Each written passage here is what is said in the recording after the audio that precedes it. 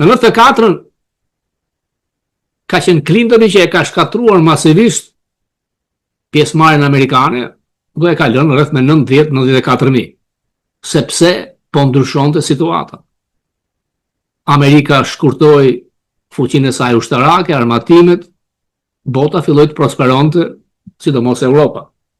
Tani kemi ardhur në një çast tjetër, riarmatim deri në dhëm. E dini ju pse është në pauzë konflikti, lufta Amerikë-Iran-Izrael? Janë municionet, janë raketat. Që futet nuk kanë më interceptor.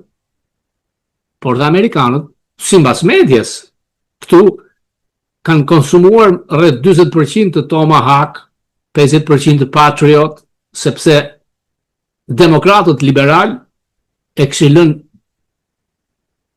të zbrazët magazinat ushtarake prej kohësh. Trump kërkon të përmbys thuajse çdo gjë. Natyrisht që NATO duhet ishte në mbështetje të tij. Nuk ka nevojë zoti Trump të largohet nga NATO. Mjafton të rheq trupat. Janë rreth 12.000 në Itali. Dëmtimi ekonomik është masiv. Në Spanjë s'ka përse të ketë. Menjëherë sekretari i NATO-s tha që gjitha bazat e NATO-s do të përdoren nga amerikanët sipas marrëveshjeve. Kur të janë zgjedhjet për Velipoj, çasti ishte europianët u treguan tinzar pavarësisht karakterit zotit Trump, në mënyrën se si flet. Është president i Shteteve të Bashkuara të Amerikës. Shumë mendojnë se republikanët do të humbasin mes mandate. Në Kongres kjo ka ndodhur historikisht, nuk është ndonjë gjë që nuk ngjet, sepse edhe mandatën e parë ka humbur zoti Trump. Por vendimi i Gjykatës Supreme në Louisiana, ku nuk lejon më ndërtim distriktesh mbi baza raciale, pra për të ndihmuar zezakët amerikanë, afrikanë-amerikanët, i bashkonin, le po të themi që ka afrikanë-amerikanë në Laprak, kanë Fark, kanë Baldushk, që janë larg, i bashkon në një distrikt. Dhe kështu ata arrin përfaqësojnë Kongres. Me vendimin e Gjykatës Supreme janë 19 karrike që në qoftë se bëhet ndarja distrikteve shkojnë për republikanët. Vetëm 17 karrike janë në diskutim këtë zgjedhje. Dhe në qoftë se republikanët marrin Kongresin, mbajnë Senatin, nuk besoj se J.D. Vance ose Rubi do të jenë president. Të dobët të dy, por është ftuar DeSantis. Trump vitin tjetër do ta përfshi DeSantisin në kabinet. Për mendimin tim, dy janë postet ku ai mund të shkojë: Pentagon ose Departamenti i Drejtësisë. Ngrihet si staturë, përgatitet për president. Demokratët janë shumë dobët. Nuk afrojnë. Vazhdojnë me prallat e wokizmit, transgenderizmit, megjithse pollet ndaj zotit Trump shkojnë te poshtë. Do ta shkatrojë dot Partinë Republikane Trump?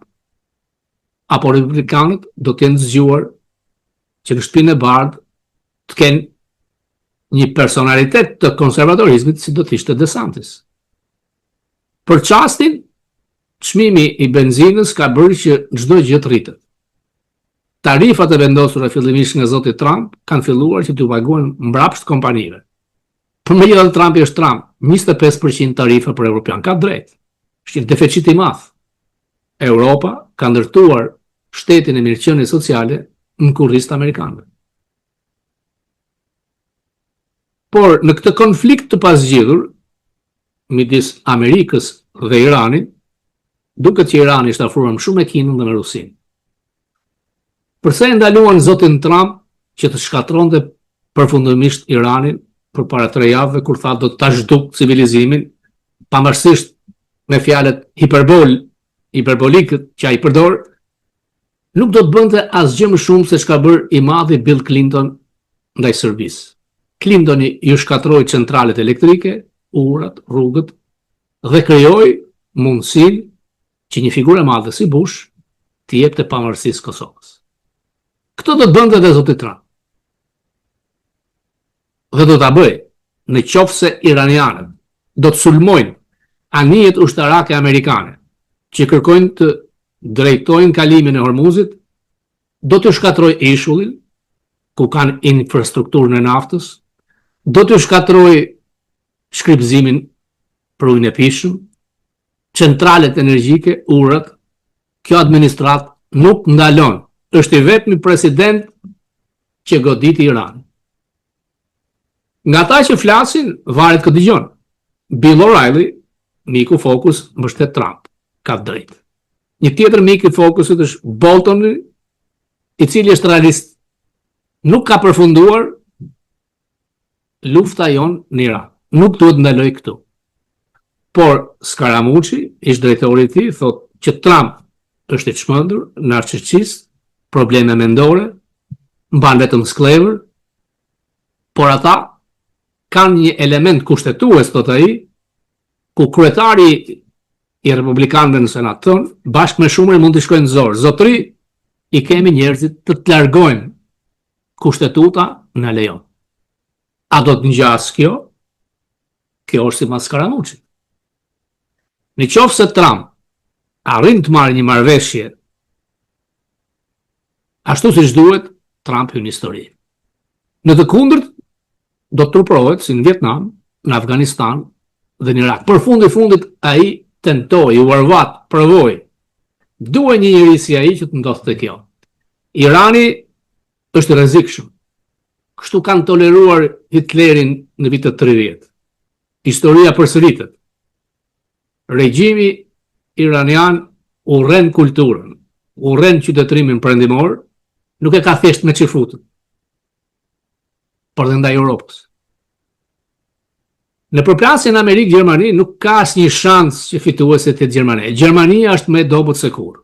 Në një poll, kur pyeten të rinë gjerman që janë të aftë për të luftuar se sa prej tyre do të luftonin në qoftë se Gjermania pushtohej dhe do të ishin të gatshëm të jepnin jetën për Gjermaninë, vetëm 16% thanë po. Gjermania ka 4 vjet që s'ka rritje ekonomike. Kancelari nuk kam shumë se 23% votave, me koalicion me të majtë në rinë pushtet. Ai mund të jetë nga familje aristokratike, mund të jetë shumë herë më i zgjuar se presidenti Trump, por Trump është president i Shtetit të Bashkuar dhe ka drejt kur thotë që pa ne Europa do të fliste gjermanisht. Por ato trupa amerikane në Gjermani nuk janë thjesht për të mbrojtur Gjermaninë. Janë në shërbim edhe të Amerikës.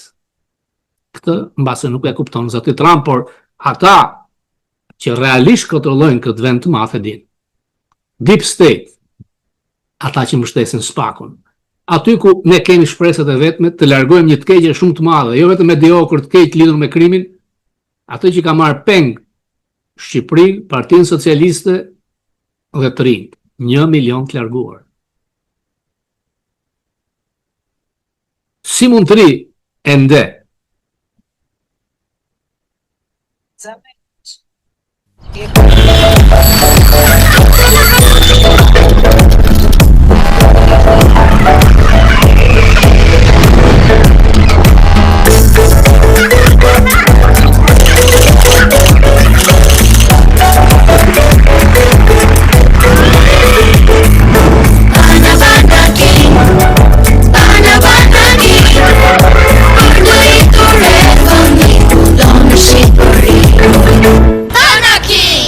Kudo në Shqipëri.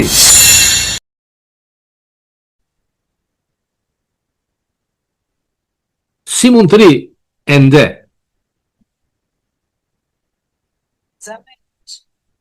I ekuilibrit moral dhe identitetit shqiptar përhoqësh një jetë, përhoqësh një jetë. e të barboha. Sepse fundit janë vazhdues të Partisë Hoxhës, anti-amerikan, janë varshavian. Megjithatë, ai vend, ato troje kanë bjetuar, dhe unë them që Shqipëria do ta shporë edhe një të keqe të madhe anti-shqiptarin Rama. Edhe bardo ha, edhe gjak do derë. Ramizalia. Hipokrit e servil. Plak e agjenturës. Spunja më e keqe në politikë. Menesheu ishte një terrorist. Enver Hoxha. Antikomtar. Neve zbëjmë që dyra, jemi marxista. Bazament i ekuilibrit moral dhe identitetit shqiptar. Këtu. Enver Hoxha është një jeniçer i stalinizmit. Pranimi i partive të tjera do të thotë dorëzosh çelësat pushtetit popullor. Nexhmia Hoxha. Pjesë e setit të agjenturës. Nezhmi Hoxha është panterëzes. Zonjusha me flokë të thinjura. Babalarët e tyre nuk i vranë sot. I kemi vranë gjatë 40 vjetëve që i kanë shkuar, 45 vjetëve. Edhe unë propozoj të arrestoj. Po mirë ta. Po si bukurisht. Dakor, po si? Po lutem. Partia ime më arreston? Po partia tënde të arreston se kemë faj.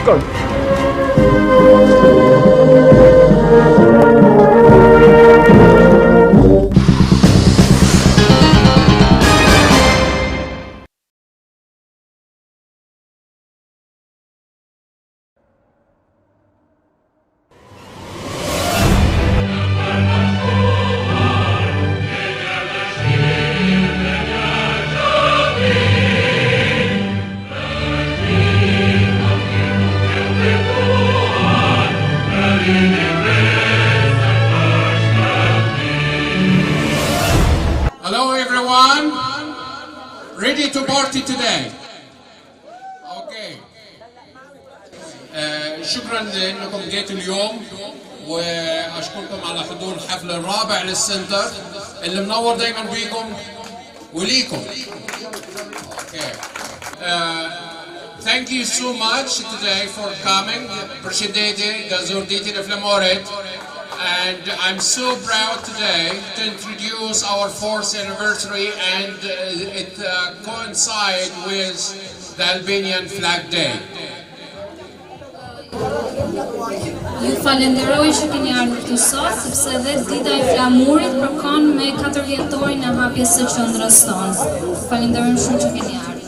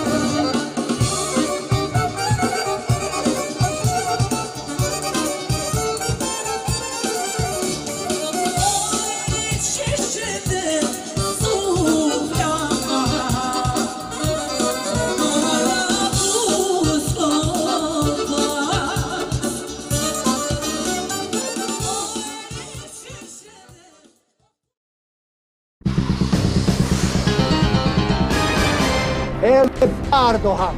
Edhe gjak do derë. Ramiz Alia. Hipokrit e servil. Plak e agjenturës. Spunja më e keqe në politikë. Mehmet Shehu ishte një terrorist.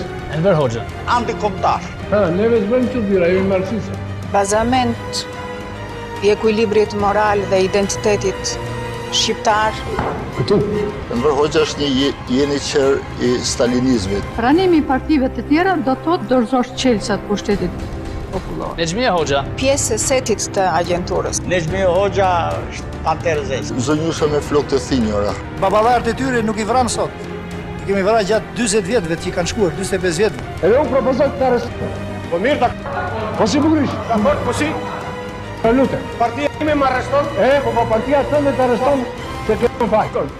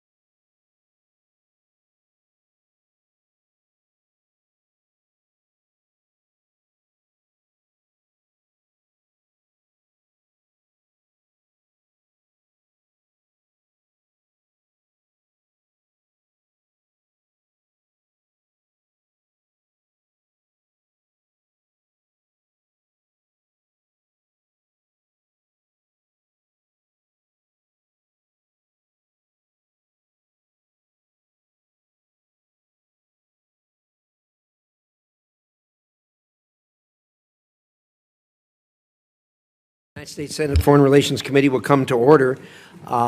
Today we have a nominations hearing with 5 nominees here before us. We have ordinarily what I would do is make an opening statement and then yield to the ranking member, but we have 2 introductions, and I know Senator Lummis has other things to do, so we'll let you do the introductions, then we'll move to a statement from myself and the ranking member, and then we'll hear from the nominees. But Senator Lummis, let's start with you. Well, thank you very much, Mr. Chairman. It's an honor to be with this distinguished panel of senators, and it's also an honor to be at the table with this distinguished men and gentlewomen who are willing to serve our country in the capacity of ambassadors. And so thanks so much for allowing me to introduce my friend, the Honorable Dr. David Bratt, President Trump's nominee to serve as U.S. Ambassador to the Commonwealth of Australia. Dr. Bratt served Virginia's 7th District in the U.S. House of Representatives for 2 terms from 2014 to 2018. That's where we got to know each other when we served together in the House. It was a wonderful experience, and I can tell you firsthand that he's a man of extraordinary intellect, deep conviction, and unshakable integrity. So David's path to public service is one that few could replicate. He has a foundation in theology. You have a master's degree in theology from Princeton, correct? Seminary, yep. Princeton Seminary, a PhD in economics. You know, you could probably be ambassador to somewhere who spoke Hebrew or Greek or Latin, and you're going to an an English-speaking country, but that's beside the point. He has a PhD in economics and years spent in the classroom as a professor teaching economics and ethics, not as separate disciplines, but as deeply connected ones. Dave brings a rare depth of experience to everything he does. His background across academia, finance, and public service has shaped his belief that economic questions are fundamentally moral questions, and that principled, faith-grounded thinking leads to better outcomes for people and nations alike. He brought that same conviction to Congress. Dave entered public service because he believed our country needs voices willing to speak hard truths about fiscal responsibility, the foundations that made America great, and the importance of ethics in government. He was never one to shy away from a difficult vote. And those who served with him will tell you that when Dave makes a promise, he keeps it. That is a rare quality in any arena, and it is exactly the quality you want representing the United States abroad. Today, Dave serves in senior leadership at Liberty University, where he continues to champion the idea of good economics and good values are inseparable.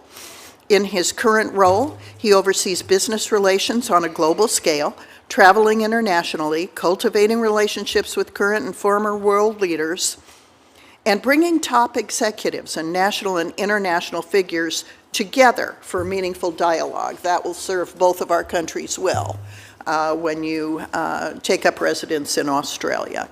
Dave lives by example and believes that a clear conception of ethical living, grounded in faith, produces better leaders, better citizens, and a better world.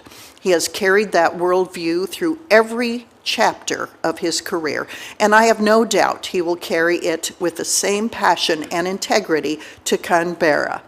His rare combination of economic expertise, global relationship building, and principled leadership will serve America well.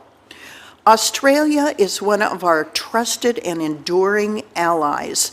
The relationship between our 2 nations is built on shared values, shared sacrifice, of which they are very proud, by the way, and a shared vision for a free and prosperous Indo-Pacific.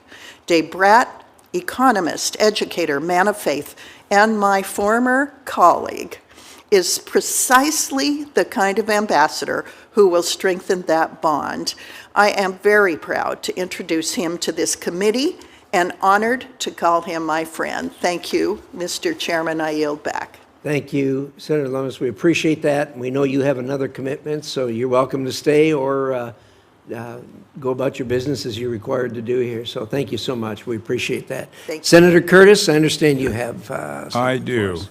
Yeah, thank you, Mr. Chairman, Madam Ranking Member. So pleased today, and I can't tell you how pleased I was when on April 13th, President Trump nominated Michelle Steele to serve as ambassador to the Republic of Korea. Michelle and I had the pleasure of serving together in the House, and I'll share a little bit of her bio with you, but before I do that, I will just tell you, if character matters to you, if hard work matters to you, if competency matters to you, if dedication matters to you, this is the right person for that position in South Korea. Ms. Michelle Park Steele is one of the first Korean-American women elected to the U.S. House of Representatives, where she served 2 terms representing California's 48th and 45th District. While in Congress, Ms. Steele fought for California families and small businesses, served on the influential House Ways and Means Committee, and worked on the Committee on Transportation and Infrastructure, Education and Labor, focusing on issues ranging from tax reform to U.S.-China policy. After fleeing North Korea during the Korean War, Ms. Steele's parents met and built a life in South Korea before moving to Japan, where Michelle studied at the Japan Women's University. Her father encouraged her at a young age to move to the United States. Motivated by the challenges her mother faced as a small business owner navigating tax laws and state regulations, Ms. Steele ran for and won a seat on the State Board of Equalization, the nation's only elected tax board, where she represented over 9 million constituents. She later served as supervisor and chairwoman of the Orange County Board of Supervisors.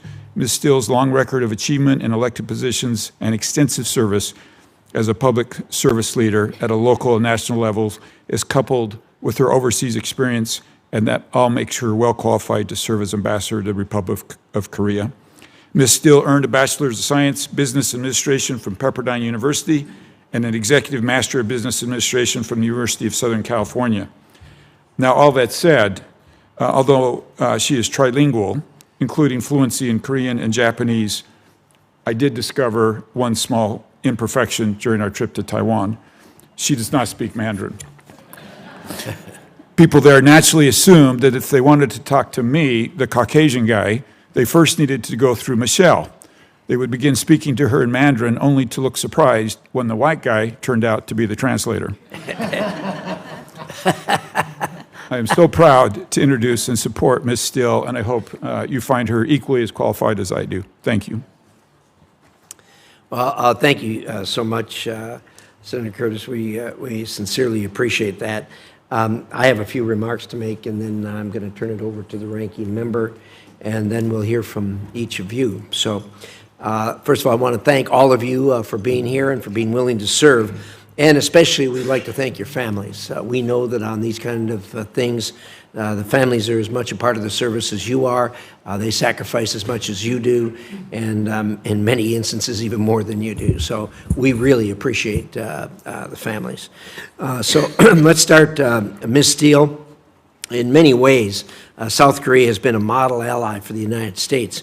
As you know better than most, our economic and security relationship with Korea is incredibly important. President Lee has made commitments to up Korea's defense spending and to deepen relations with the United States and with Japan.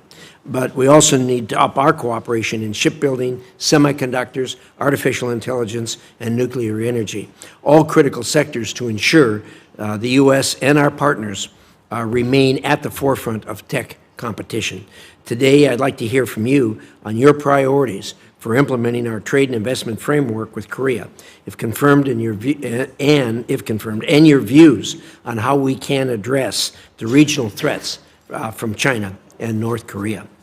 Mr. Kavukjan, as you know, Norway is a key U.S. ally in Europe and the High North. It's bordered with Russia, as well as its sovereignty over Svalbard and the long Arctic coast make it a key partner in countering Russian and Chinese malign activities in the North Atlantic. Norway is also key to building a European energy mix that is independent and secure from Russian interference. We need to work together to advance this goal and protect critical infrastructure. I look forward to hearing how you would work with Norway to advance these key priorities. Mr. Wendt, the United States partnership with Albania has benefited from significant growth in recent years and now more than ever. Albania is an important NATO ally, helping provide stability in the Western Balkans and standing up to Russian influence. It is very important for the U.S. to continue its support of Albania's implementation of government and economic reforms they have undertaken, which will in turn increase opportunities for greater cooperation. I look forward to hearing your thoughts on these issues. Mr. Dahl, I do not envy the task before you. The legal advisor is integral to the planning and execution of our most complex and consequential foreign policy decisions. Whether it is the military, economic, or gray zone threats posed by China and Russia, complex international treaty negotiations, or protecting our most precious resource, American citizens abroad, you will be uniquely poised to inform the President and the Secretary on extremely consequential issues. This job will certainly keep your hands full, but if confirmed, I trust you will work with this committee to ensure our national security is protected. And finally, Mr. Bratt, Australia is one of our most important partners in countering China's influence in the Indo-Pacific. If confirmed, you will oversee a historic transformation of our alliance with Australia as we step up our diplomatic, economic, and security cooperation through AUKUS and other initiatives.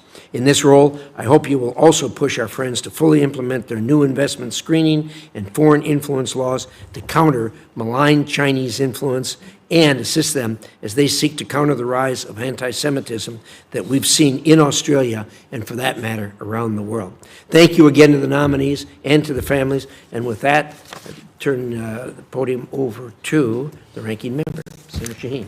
Thank you, Mr. Chairman, and welcome to all of our nominees today. Thank you for your willingness to think about continuing to serve this country, and welcome to all of your family and supporters who are here this morning. Last year, at our nomination hearing for the legal advisor to the State Department, Mr. Dahl, I asked him whether he would commit to following the law, and he actually struggled to answer. It was a yes or no question, but he couldn't give me a yes answer. Over the last year, that attitude toward the law, including refusing to spend funds that Congress has appropriated, has had real consequences. We've seen the termination of global health programs, and now we're seeing an Ebola outbreak in Africa that has real implications for countries around the world. We've seen family planning commodities that have been left to expire in warehouses instead of reaching women and families who need them. Foreign assistance cuts have weakened our ability to stand with Ukraine against Russia, and none of that makes us safer or more secure. Mr. Dahl, if confirmed as the State Department's next legal advisor, I hope you will ensure that the administration follows the law, because, as we know, the law is not optional. Mr. Bratt, you've been nominated to be the U.S. Ambassador to Australia. Like the chairman, I think Australia is a vital ally, particularly on AUKUS. It's going to be critical to U.S. Ambassador to help encourage that AUKUS continues to move forward. It's also important for critical minerals, for countering Chinese coercion in the Indo-Pacific. And the administration's prolonged review of AUKUS has created uncertainty that I think has really been unnecessary at a critical time in the region. It took more than a year for the administration to nominate someone to this post, and I'm glad that they finally have. I'm delighted because it's delays like that that weaken American credibility with our allies. Mr. Is it Kavukyan? Kavukjan. Kavukjan. But I'm not fussy, Senator. Not when you're at this kind of a hearing. Now, are you of Armenian descent? Because in New Hampshire, we have a lot of Armenians whose last name ends in the same way. Yes, you'll hear about this in my opening statement. I'm Armenian on my father's side and Norwegian on my mother's side. Well, we're delighted that you're going to have a chance to go back and see Norway firsthand. When our embassy in Oslo was targeted in a terrorist attack in March, we had no U.S. ambassador on the ground. And just as key posts across the Middle East remain vacant following Iran's recent retaliatory attacks, it's critical that we have ambassadors in U.S. posts around the world. Norway is on the front lines of growing Russian activity and sabotage efforts in the Baltics, in the North Sea, and in the Arctic. If confirmed, I hope you will work closely with our Norwegian allies to strengthen NATO's presence in the Arctic and to counter Russian aggression. The United States needs to show up and lead in moments like these. Mr. Wendt, you've been nominated to serve as ambassador to Albania. And again, as the chairman said, Albania is one of our closest partners in the Western Balkans and a NATO ally, and it has really stood with us in so many ways. It's also stood with Ukraine and supported sanctions on Russia. If confirmed, you will be the first U.S. ambassador to Albania in 3 years. At a consequential moment for the region, diplomatic leadership matters. Ms. Steele, you've been nominated to serve as ambassador to South Korea. Senator Curtis talked about your trip with him to Taiwan, but he and I and Senator Rosen from this committee recently traveled there with a bipartisan delegation. And across Asia, we heard the same message repeatedly. They want to see the United States stand by its allies. That's why I was troubled when I heard the president suggest that arms sales to Taiwan might actually be an open item to negotiate with China. I think Taiwan's security is not a bargaining chip. It's central to deterrence in the Indo-Pacific. And allies like South Korea are watching closely to see whether American commitments remain firm. That matters not only for our security alliances, but for our economic partnerships as well. If confirmed, I hope you will work to strengthen our alliance with Seoul and reinforce deterrence in the region. Let me conclude by highlighting that last week, more than 250 Foreign Service officers were separated from the Department of State. These are professionals with deep expertise in whom the United States has invested time and resources. I am very distressed that we are hollowing out America's diplomatic corps, and at the time when America's leadership needs to remain strong in the world, when growing threats around the world could move us in the wrong direction. So again, I appreciate all of you being here this morning, your willingness to be nominated and considered for these critical posts. Thank you, Mr. Chairman. Thank you, Senator Shaheen. We'll now hear from the nominees. We'd like you to keep it to about 5 minutes. If you have more lengthy remarks than that, we're more than happy to have those included in the record. So give us all you want. Just keep your remarks to about 5 minutes, if you would. We appreciate it. So, Mr. Bratt, we'll start with you. Good. Thank you very much. Chairman Risch, ranking member. You want to turn on your mic? Been a while.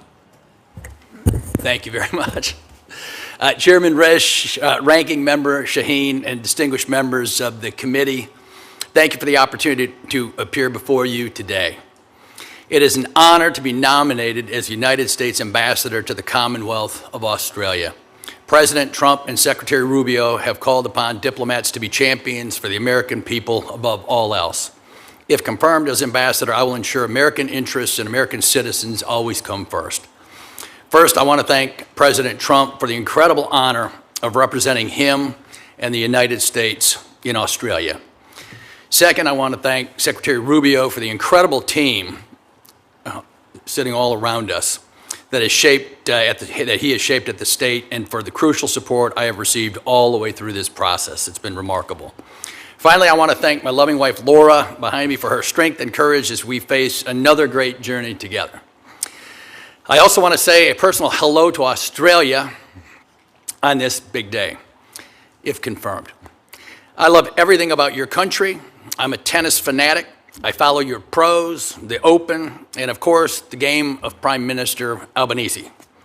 I'm looking forward to sports diplomacy across the board. I love the Australian people I have met in life, and I appreciate their decency, their wit, their sense of humor above all. As Aristotle said, true friends must pursue similar ends and similar goals, and we do. We all share the same values of life, liberty, and happiness.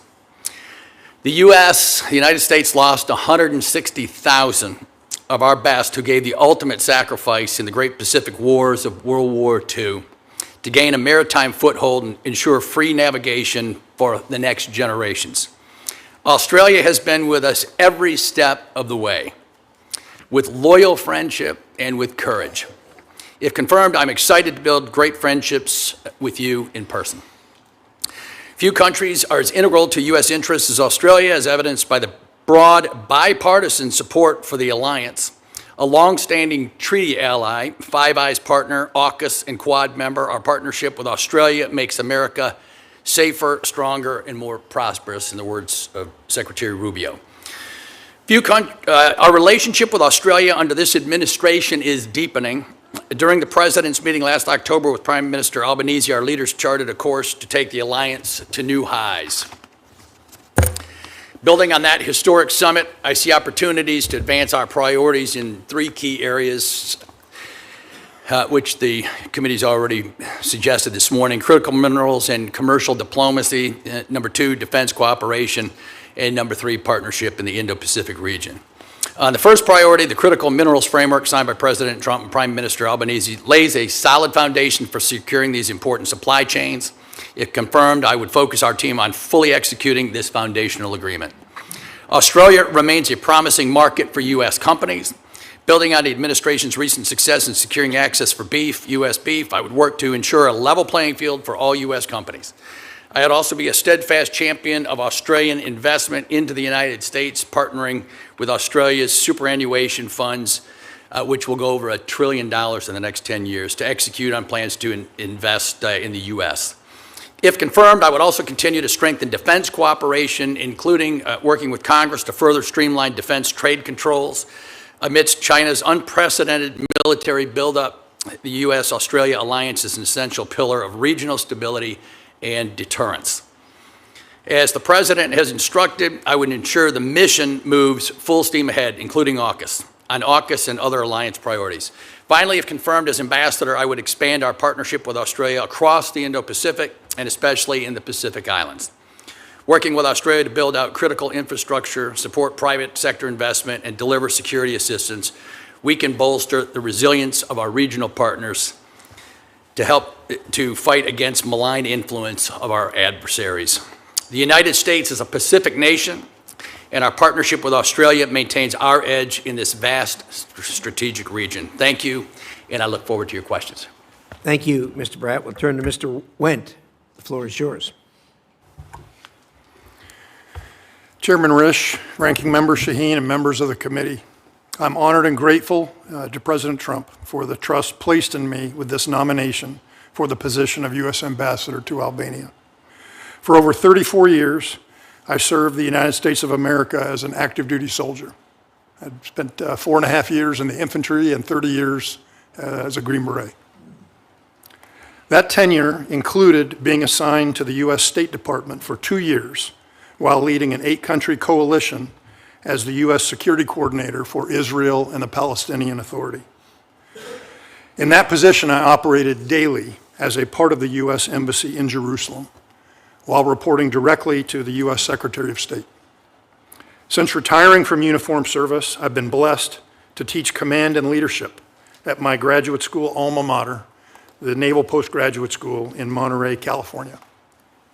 So today, my wife is overseas in Okinawa, Japan, with our U.S. Air Force captain son-in-law and with our daughter and our granddaughter to help care for another newly arrived granddaughter. Our son, a U.S. Army First Lieutenant, serving as a paratrooper in the 82nd Airborne Division, is sitting behind me. He and his wife are serving the country while stationed at Fort Bragg, North Carolina. We are a family that loves the United States of America, and we are thankful for the opportunity to serve such a remarkable country. As the commander for NATO's Special Operations Forces, Albanian Special Operations troopers were a part of my command, and I worked with them on the ground in Albania. In Afghanistan, I served as the deputy commander of a regional command that included Albanian troopers.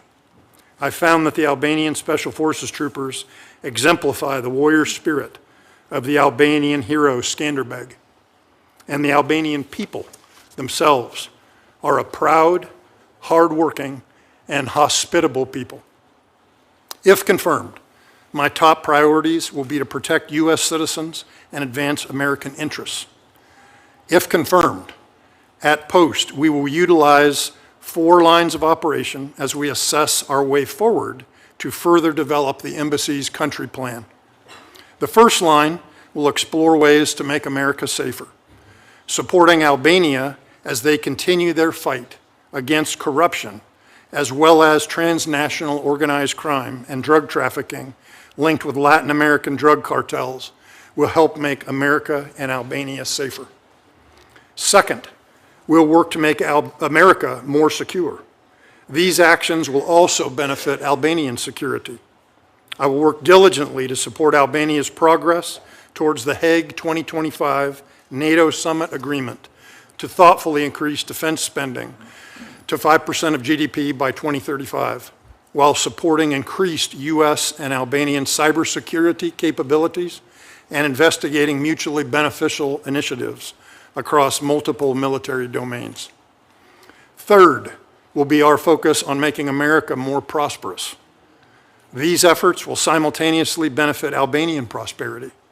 As Albanians' AI, energy, infrastructure, mining, and other economic sectors grow, U.S. businesses and investors should face level contractual and legal playing fields.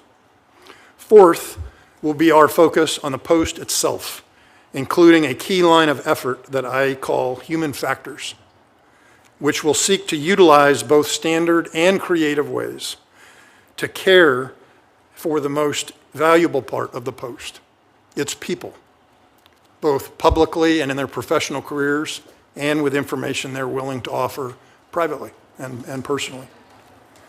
In conclusion, if confirmed, I look forward to collaborating with the members of this committee and our partners in Albania to achieve these important goals. And I welcome any questions you may have. Thank you very much, Mr. Brandt. We'll now turn to Ms. Steele. Chairman Rich, Ranking Member Shaheen, and honorable members of the committee, thank you for the opportunity to appear before you today. It is an honor of a lifetime to be President Trump's nominee for U.S. Ambassador to Republic of Korea. I'm deeply grateful to President Trump and Secretary Rubio for their trust in me to serve the American people.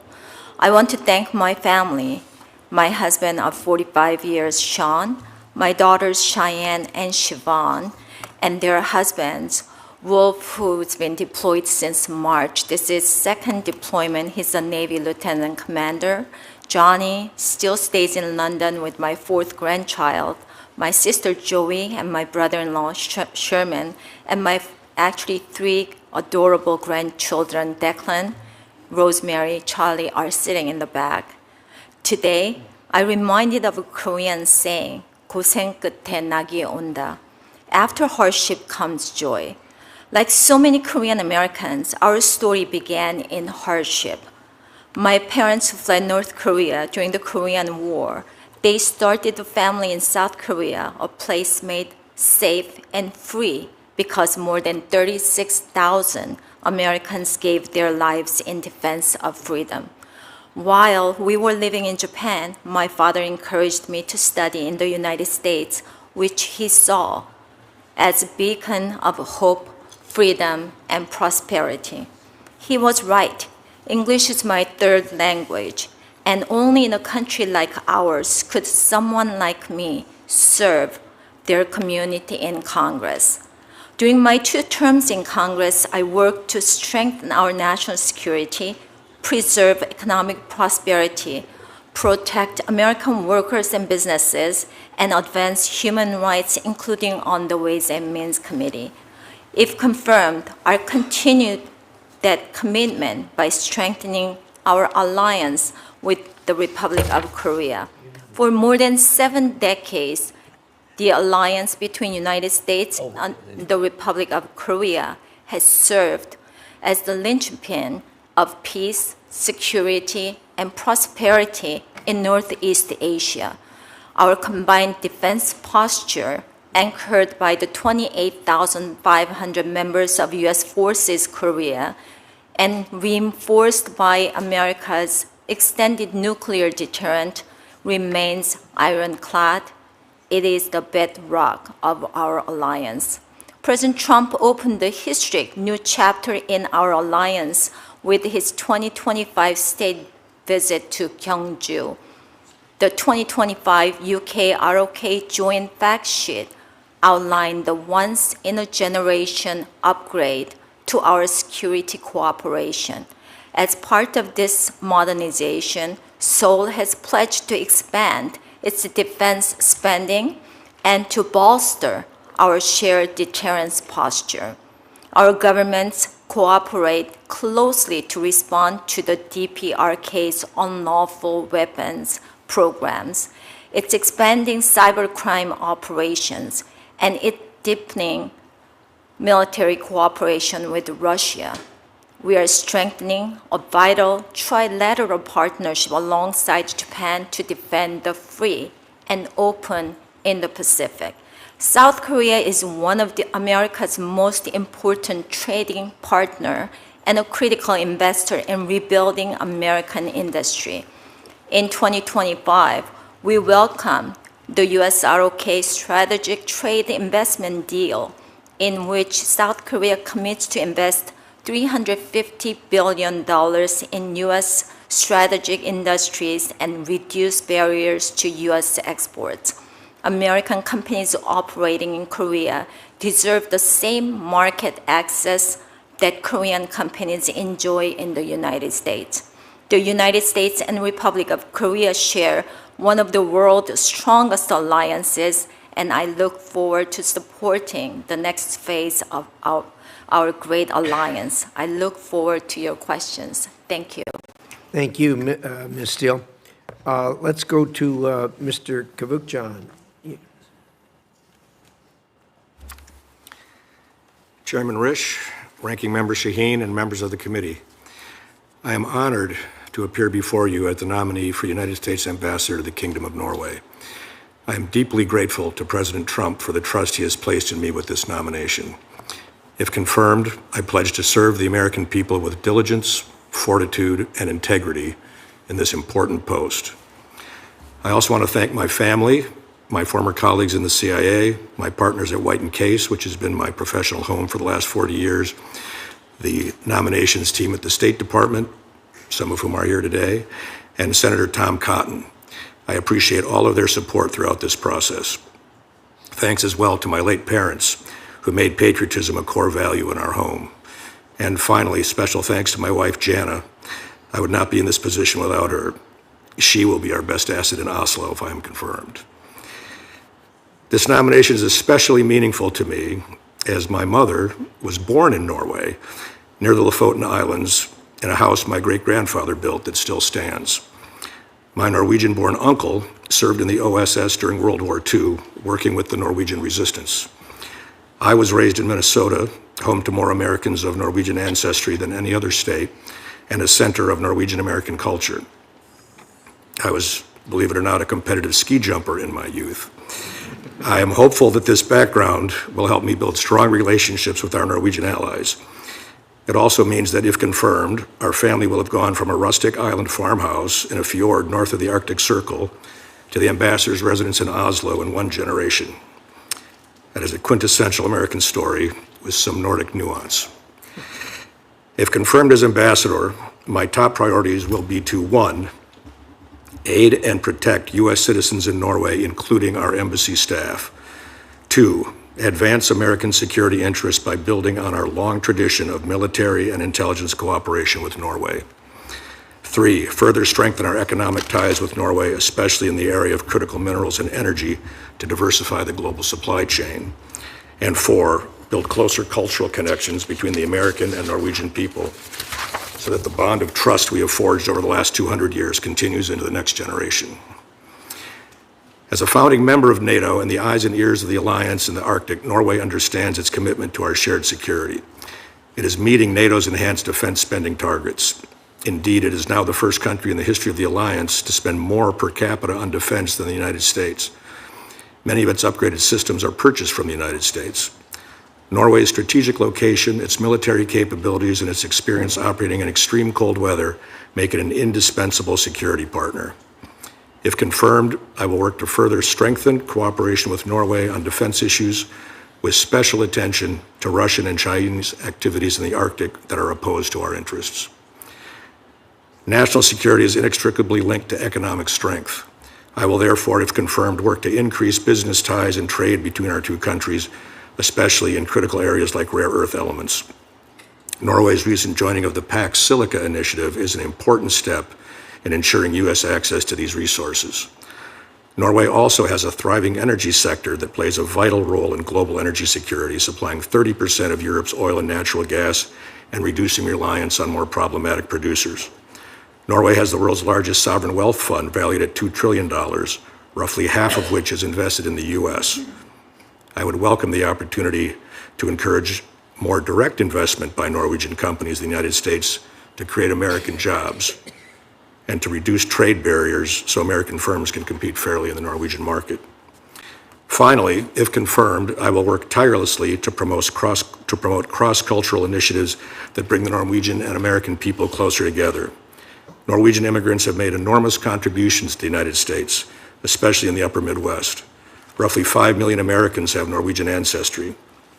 But as new generations grow more distant from their immigrant past, we must work to ensure the bond between our two great peoples remains strong.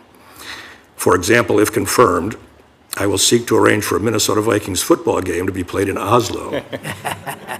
Nothing could be more effective in inspiring Norwegian Americans to visit their ancestral homeland and form new ties with their Norwegian cousins. I want to conclude with a quote from our former Secretary of State, George Shultz, on the most important lesson he learned from his many years on the world stage. Quote, "Trust is the coin of the realm.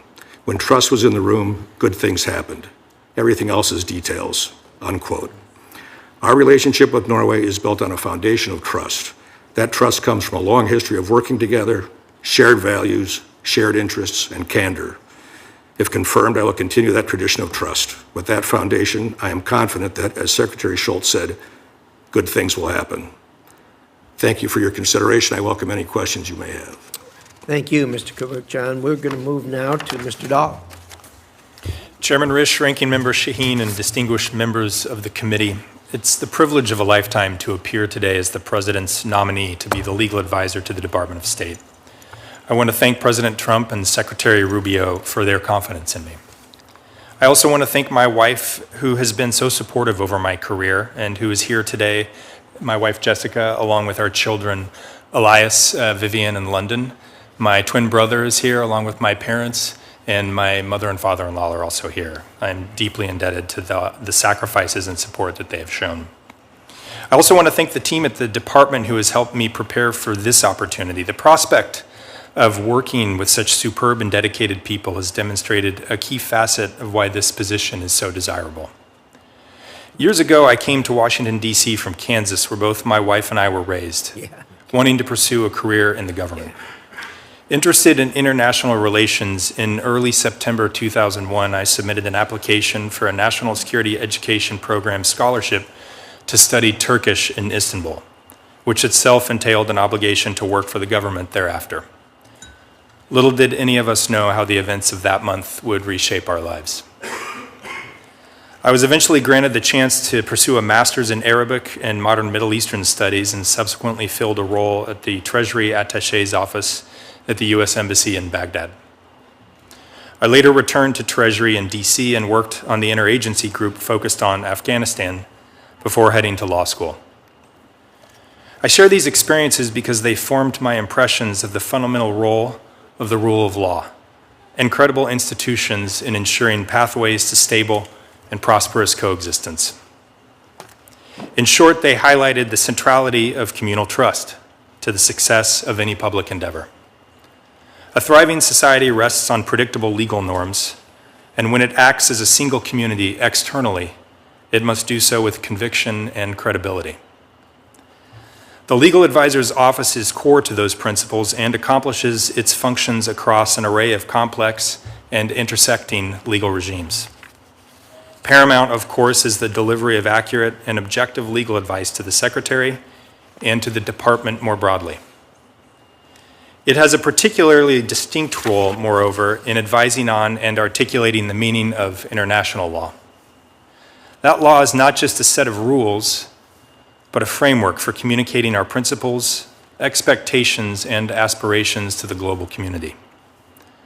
The Department then grants to the legal advisor in supporting the Secretary a legal mouthpiece for conveying our values abroad and engaging in dialogue about those values. My legal career spanning both government and private practice informs how I understand the obligations of the legal advisor's office and the wide array of talents and skills that the office possesses. I have spent years advising clients on a variety of crisis management, international negotiations, litigation, governance, and operational strategy issues. That experience also provides signals on how the office can continue to engage effectively with the various communities of interest, with Congress, across the executive branch, with the American public, and with the world community. I am incredibly grateful to be considered by this committee, and if confirmed, would be deeply honored to serve. But for now, I recognize we have much to discuss, and I look forward to that engagement. Thank you, Mr. Dahl. We'll now proceed to a round of questions, 5 minutes for each member here, and I'm going to start with myself.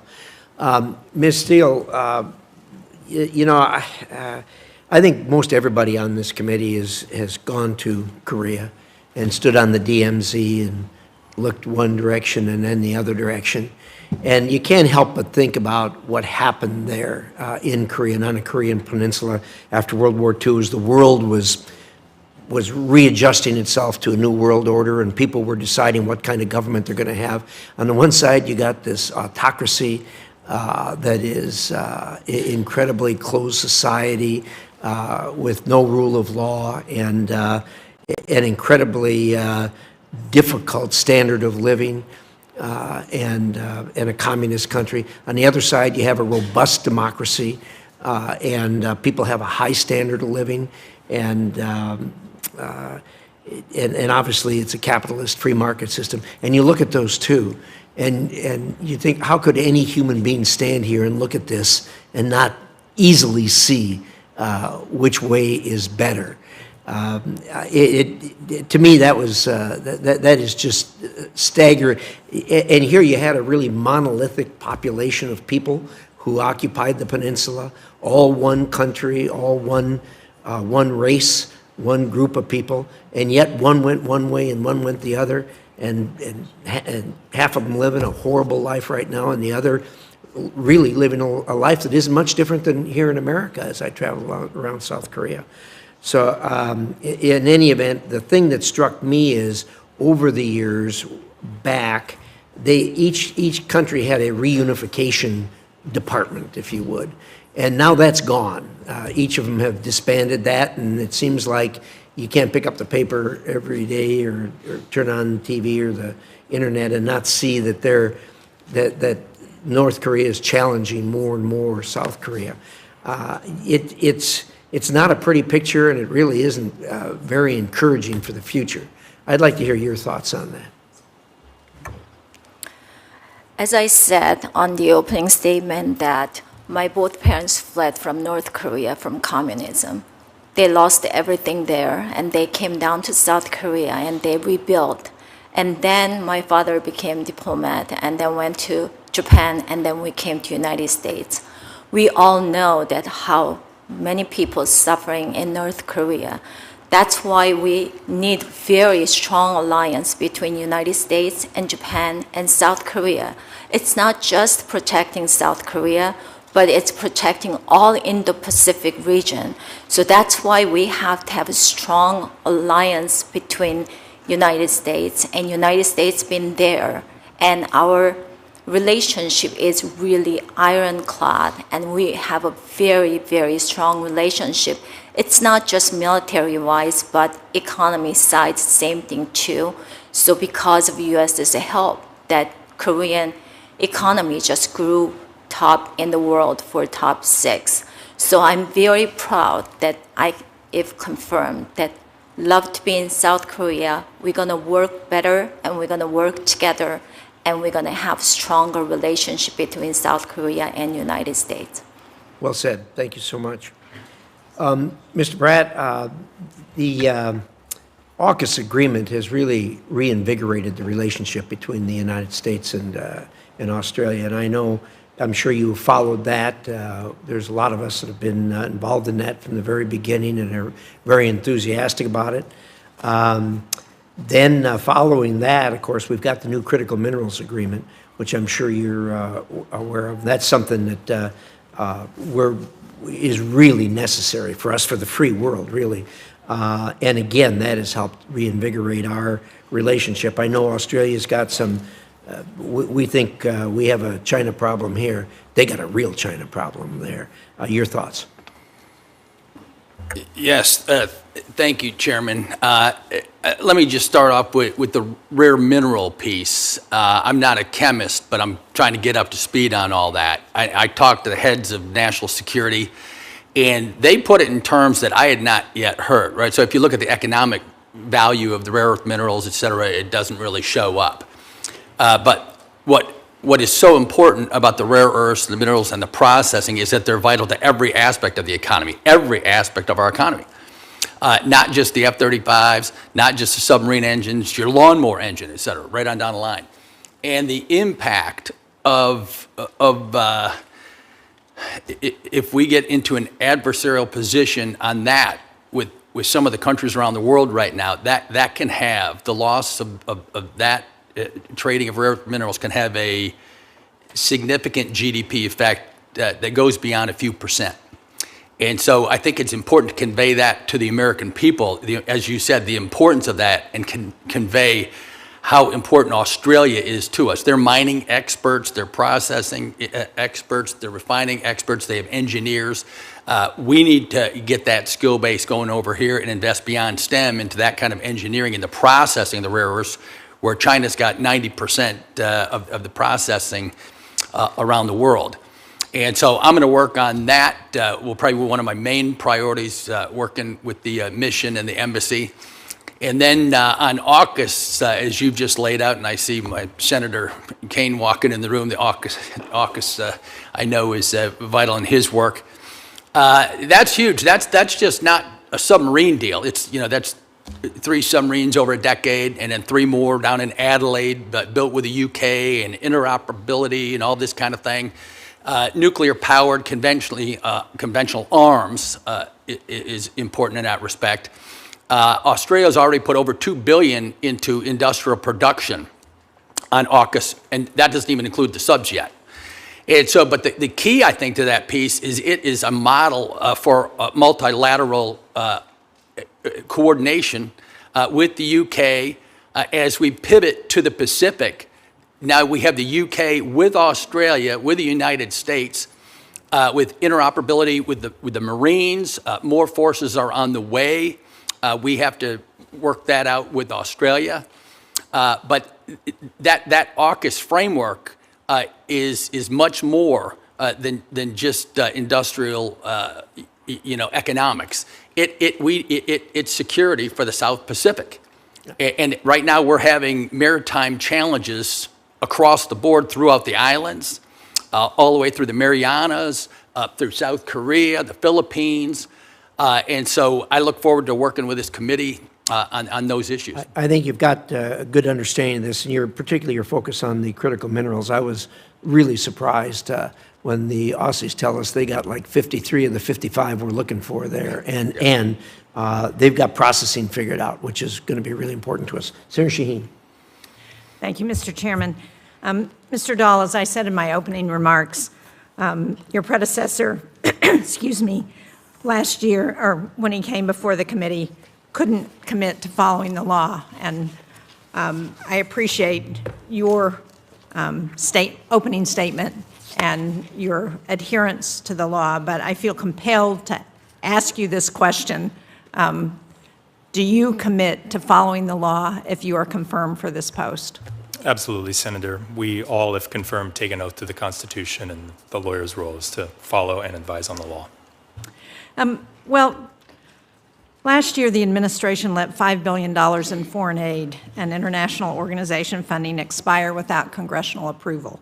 The chair of the Senate Appropriations Committee, of which I'm a member, who is a member of the majority party, called that a clear violation of the law. Do you agree that funds that are appropriated by Congress should be spent as provided by Congress? Thank you, Senator. And obviously, I recognize the criticality of the appropriations process and the various components of the appropriations bills, the mandatory spending bills. I don't know what the internal discussions were or the legal analysis that was done on those issues, but I know that in the process of analyzing any sorts of appropriations bills, there will be recognition for mandatory spending clauses, incorporations by reference, and additional analysis, which I would be working on the team to address, with the team to address, excuse me. Well, you make me a little nervous, Mr. Dahl, because I hear that as hedging. I think that was a simple question, a yes or no question, but I would ask that you commit to explain the department's view on why you believe the path that you're recommending on whatever the issue is legal. Do you commit to do that and to share with the committee those views? Because I also serve on the Armed Services Committee, and it's been like pulling teeth to try and get legal opinions for actions through the military. Yes, Senator, I absolutely commit to that type of transparency and discussion. It's something that's been a healthy part of my experience in the past with the federal government on engaging with the relevant committees, and would continue to do so if confirmed. Thank you. Mr. Bratt, in 2024, you said that if you were still in Congress, you would oppose additional support for Ukraine. Now, if confirmed, you're going to be headed to one of our most important posts in the Indo-Pacific, as we've all acknowledged. But Australia is also a major donor of equipment and training to Ukraine, including through contributions to the Pearl program, despite not being in Europe or NATO. So if confirmed, will you work to ensure that Australia's dollars that have been contributed toward the Pearl program go toward the intended goal of providing Ukraine with U.S.-made weapons and not be used for something else? Yes, of course. Australia is a sovereign country. They will be our partner. They've been our best partner for 100 years. I will be working underneath the President of the United States, if confirmed, underneath Secretary Rubio, again, if confirmed, and I will get security clearances that might help educate me beyond what I know now. Thank you. General Wendt, as I said, I'm a big fan of the partnership that the United States has had with Albania. I find Prime Minister Rama to be very interesting, and one of the things that I'm encouraged is that as a tall man yourself, you will stand eye to eye with Prime Minister Rama. Prime Minister Rama has what he calls the Tall Man's Caucus, so I'm delighted that you will be able to join him in that, and I think you should share that with him if you're approved and on the ground. But one of the things I think we should continue to do is to support Albania's efforts to reform, which are part of its EU membership ambitions. They've created an anti-corruption body, the Special Structure Against Corruption and Organized Crime, or SPAC, it's called. I assume that's how they pronounce it. And it's been very successful in tackling transnational criminal organizations and high-level corruption. I think it's a great example of what U.S. foreign assistance has been able to support to safeguard Albania's democracy and investments in the country. So can you talk a little bit about, from your perspective, what role you think that kind of a corruption body can play in supporting the investment climate in Albania? Thank you, Senator, for that very important question. And just before I get into it, I will make a point, if confirmed, of discussing the Tall Man's Caucus over in Albania. The SPOC is, from everything that I read, in my previous visits in Albania, I did not interact with them. I was interacting with military and with regular people in Albania. The SPOC, from everything that I read, has been a very valuable organization. It has been apolitical It has been independent. The prosecutors that go into the SPOC undergo very careful vetting to include being polygraphed. They are overseen by the IMO, the International Monitoring Organization, with both Europeans and Americans. They have their own investigative body with the NBI. They're the National Bureau of Investigation. They have their own special prosecutor's office with the SPO that's there, and their own special courts. And they're codified in Article 148 of the Albanian Constitution. And so, if confirmed, I can certainly commit to pushing forward in supporting their continued apolitical and independent operations. You mentioned the transnational criminal organizations also that they're working against. They have been invaluable. Everything, again, that I have read about them, their information sharing with U.S. law enforcement agencies there in Tirana, with the Department of Justice, the FBI, the DEA plug that is there, it has been seamless. It's been transparent. And it has resulted in the U.S., I'm told, and again, in reading about it, that it has resulted in prosecutions against criminal elements in the United States, in U.S. cities, and also fairly recently in a multi-ton interdiction of cocaine coming out of Paraguay. So just to sum, I think their work in these areas are critical as long as they remain apolitical and independent. And I also think that effect on U.S. business opportunities with contract law enforcement, it will aid in security and tenders transparency. And it will level the playing field, help to level the playing field for U.S. businesses in Albania. Thank you, Senator. Thank you very much. Thank you. Thank you. Senator Daines. Mr. Chairman, thank you. I am struck by how highly qualified this panel is today. Thank you for stepping back into the arena to serve our country in these very important capacities. I want to start with my Norwegian ski jumper, Mr. Kvukjian. We share Norwegian heritage thanks to our mothers. Your mother, as well as my mother, was an Eriksson. As you know, Norway was one of the original members of NATO. It's long shared a contentious border with Russia and has a very clear-eyed vision of the threats it possesses. Norway has been a most important partner for the United States. How would you, as ambassador, prioritize Norway and Europe's posturing towards Russia? Well, thank you for that important question, Senator, and I agree with everything you said. I actually have given a lot of thought as to how I would signal my priorities. We haven't, if I were confirmed. We haven't had an ambassador there for a while, so I think it's important that the next ambassador hit the ground running. And again, this would be if I were confirmed. I have a plan, and that plan is as follows. Obviously, on landing in Oslo, the first thing I would do is present my credentials to the King, which would be a great honor, one of the great honors of my life, and then proceed to give my introductory talk to the embassy staff. I would then plan, again following all the necessary protocols, to immediately get on a plane and fly to Kirkenes on the Russian border with top-level Norwegian military and intelligence officials to hold meetings with them and local officials about the Russian and Chinese activities on the border and the threats that they're perceiving there as well as in the greater Arctic.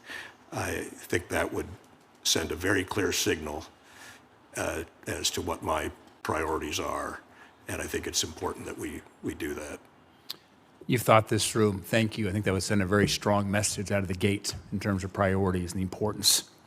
General Wendt, you're not only tall, but you were 30 years as a Green Beret. So I think in the tall man caucus here, Senator Shaheen, he certainly is sending the right guy over there to stand tall for America in Albania. You've got an incredible amount of experience leading soldiers working with embassies around the world, including direct experience with the Albanian military. How do you believe this experience would enable you to have conversations to advance our interests in Albania?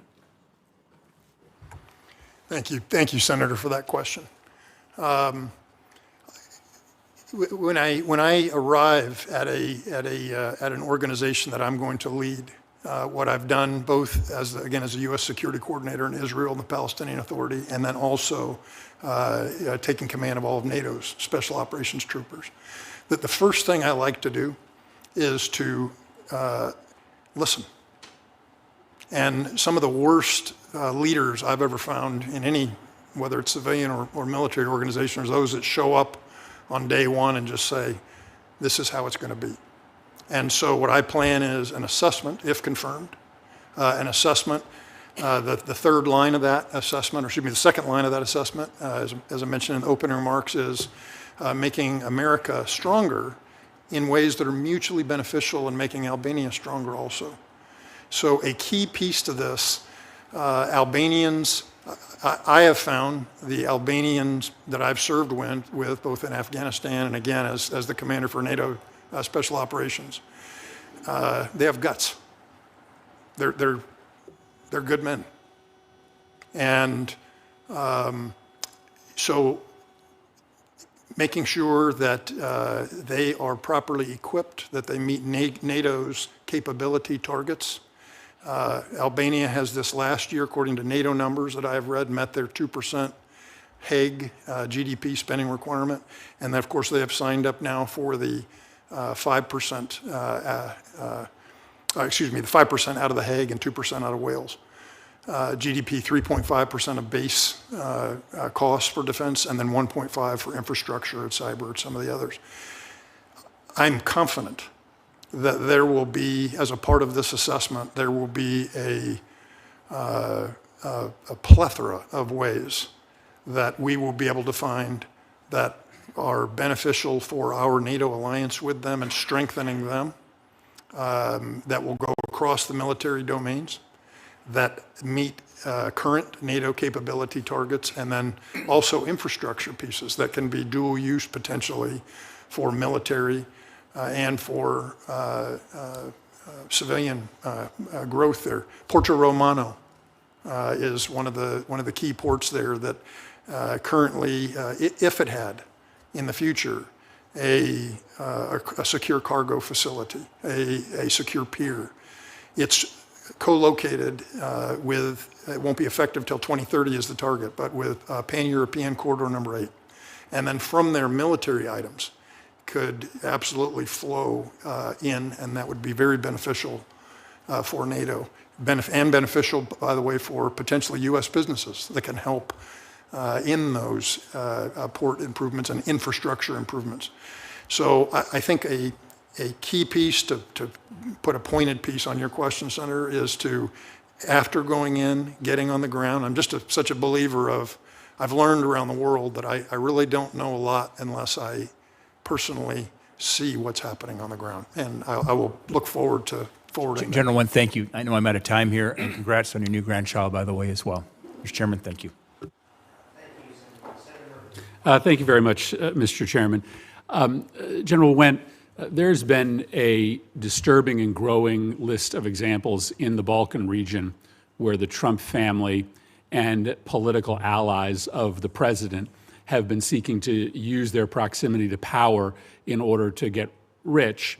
There's the example of the Trump Hotel proposed to be built in Belgrade, which fell apart amidst a massive corruption probe regarding permits that likely were not supposed to be given.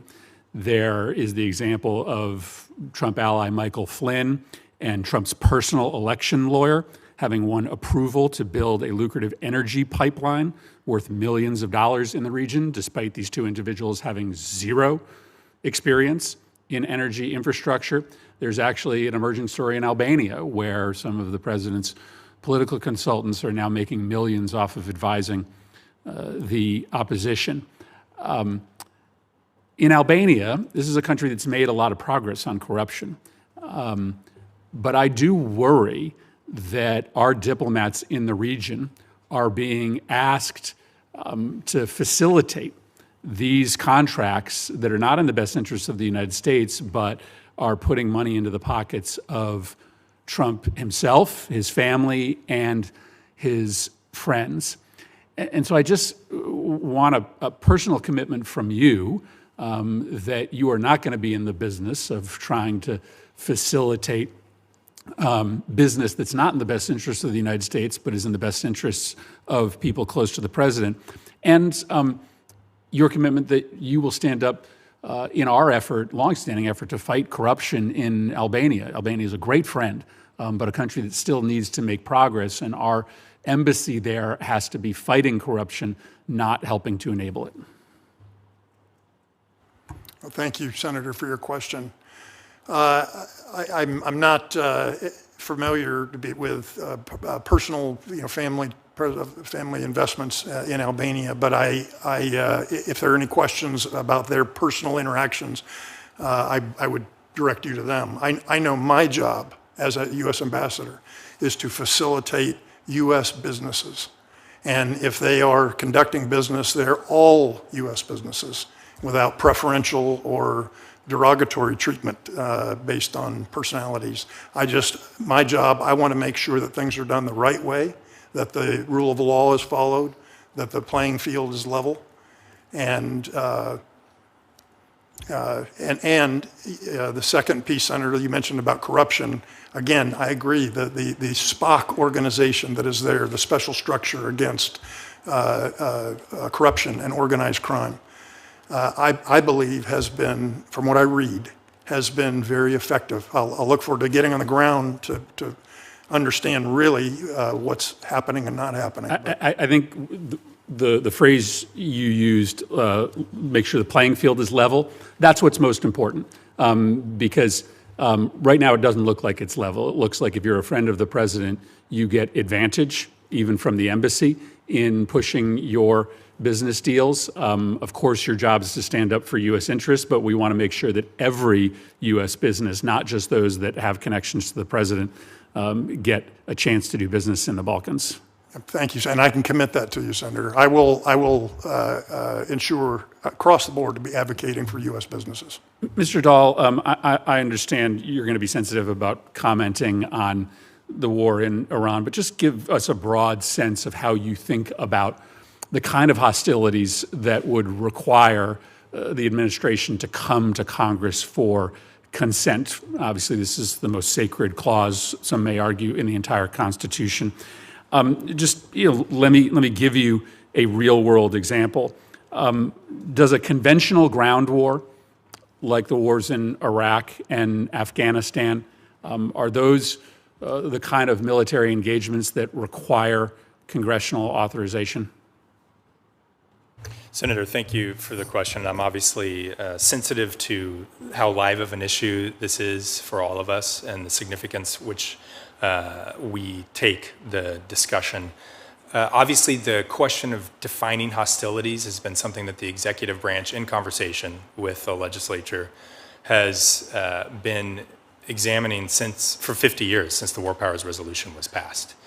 And there's a myriad of OLC opinions that look at different facts and circumstances. And as an attorney, my obligation is to take a objective analysis in conversation with the other executive branch agencies like OLC in assessing what hostilities means. But I appreciate your careful answer here, and I'm not trying to provide a gotcha, but maybe just, and I'm over my time, just maybe try to answer my direct question, because I hope it's an easy one. For a conventional war like Afghanistan and Iraq, would you agree that those wars required congressional authorization, that the president did not have the power to engage in those conflicts without the authorization of Congress? Again, Senator, these things can seem very simple. You have to look at the facts and circumstances relating to every single event that you're discussing. And if called upon to analyze these types of issues, I would be taking them all fact by fact to give that type of. I think that was a pretty easy question, but I'm over my time. Thank you, Mr. Chairman. Thank you. Senator Ricketts. Thank you much, Mr. Chairman, and thank you to all of our candidates and your families for your willingness to continue to serve the United States. We are really lucky to have people like you and your families who are willing to step up and serve our nation. So thank you for what you're doing. Congresswoman Steele, you talked about your experience in fleeing North Korea. One of my friends who's since passed away was a Marine corporal during the Korean War. And he would be so proud of looking at, those satellite maps that show the Korean Peninsula at night, where you can see above the 38th parallel, it's all black, and below it you see the lights of Seoul and all the other Korean cities that are vibrant. And it always made him feel good that he had been a part of that conflict to help preserve the freedom for at least half the peninsula, and looking, I think, to the chairman's point about how much South Korea has done versus what's happened in the north. So I think it is, as you mentioned, it's the linchpin of our Indo-Pacific alliance and security is that relationship with the Republic of Korea, because it exemplifies exactly what we as free nations can do to oppose tyranny. And that's why this is very, very important. Under President Trump, that partnership has evolved to prioritize economic and supply chains, and I think you mentioned that as well. Certainly last year's Korea Strategic Trade and Investment Deal was a historic leap forward. And in that deal, Seoul pledged to eliminate the non-tariff barriers and end discrimination against U.S. firms. However, USTR's March 2026 National Trade Estimate tells a little bit of a different story there. It highlights a broad range of Korean barriers that continue to stifle American agricultural and digital services. Of particular concern is South Korea's recent decision to end voluntary additions to the soybean quota, import quota. The U.S. provides about 80% of Korea's soybean imports. This policy hurts farmers in my home state of Nebraska. We cannot celebrate new deals while old barriers remain or new ones are being created. American farmers and companies deserve the full benefits of agreements that we sign. So if confirmed, will you commit to ensuring the full implementation of the Korean Strategic Trade and Investment Deal? Thank you, Senator, for that question. And first of all, that I want to say thank you to all those Korean veterans that they've been serving in South Korea during the Korean War, because if they were not there, I was never born, because my father and my mother came from different region of North Korea to South. That's the way they met in South Korea, and I'm here, and I'm so grateful for that. For the trade issue, actually, there's a joint fact sheet. There's a $350 billion is coming in, mostly investment in United States, and we have three most important things right there between South Korea and United States is we advancing that U.S. ROK, that alliance military capabilities important. Second thing is trade. Trade issue for the beans and other egg cultures that if confirmed that I'm going to sit down with the Korean government and whoever that is control of these trade issues, because that joint fact sheet is now really clear about that $350 billion plus $150 shipbuilding. So I want to see that exactly where that's coming from. On the free trade agreement between South Korea and United States right now, that it's surplus in South Korea over $50 billion. I always think that free trade is always win-win and we can renegotiate. So love to see that egg side, that how we're gonna actually export more to South Korea if I get confirmed. Wonderful, Congresswoman Steele. Also, AI has the potential to revolutionize many industries and dictate the global balance of power. Semiconductor supply chains are critical to winning this race, and we cannot cede this dominance to our adversaries. Our current export controls have seen some success, but there are still loopholes that are dangerous that remain. While American firms follow the law, some foreign companies, including Korean ones, are backfilling communist China with dual-use tools. We need to permanently close these loopholes. It's one of the reasons why I introduced the Match Act with Senators Kim, Risch, and Schumer to be able to help do this. We've added Senators Crapo, Shaheen, Cotton, Coons, Warren, and Banks. I want to welcome other co-sponsors. The bill levels the playing field for American companies, and U.S. technology must not power the coercion of our Korean allies in the West Sea or other partners in the Indo-Pacific. If you're confirmed, will you commit to ensuring that the ROK prioritize collaboration on these emerging technologies to prevent them from getting into Communist China's hands? Thank you, Senator, and thank you for introducing Match Act. And yes, I love to do that.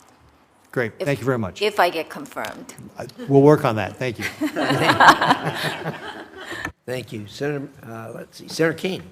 Thank you, Mr. Chair, and congratulations to all the witnesses. I'm going to start with my Virginian colleague, Representative Brad. He and I served together in the Virginia delegation, but he made a controversial decision earlier in his career. When I was governor, I asked him to serve on the Governor's Board of Economists to give advice to Virginia on revenue forecasts. And of course, he agreed to serve the Commonwealth. And later, when he was running for office as a Republican, the fact that he had agreed to serve at the request of a Democratic governor got him in a little bit of hot water. So I don't want to hurt him with my colleagues on the other side of the aisle. But he's standing in a line here, so but he did a good job for the Commonwealth and a good job in Congress. Representative Brad, I just want to say this. I just came back from Australia, and I heard what you said about AUKUS, and just two thoughts from 37 events in 7 days in 4 cities. It's a really powerful alliance. The Australians, whether it's the government or the opposition, strongly in support. There was a report at the Pentagon sort of questioning, Bridge Colby did it, questioning Australian compliance and also questioning us, some tough love for both sides.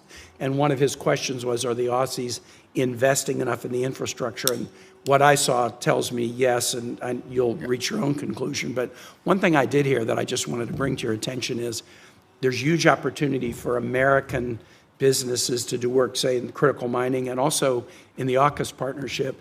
There's a little bit of anxiety on the Australian side about AUKUS that if all the work is done by American firms in Australia, hey, what about our great innovative defense firms? So I hope you'll not only engage American firms, but look for joint venture opportunities and make sure the Australian firms know that they're also really welcome to help this relationship be all that it can be. Yeah, no, I appreciate the comments and the question. And of course, that's I've been getting more LinkedIn friends over the past month than I got chamber people, press people. Good. I'm staying quiet, and if confirmed, I'm going to go all in on the business side.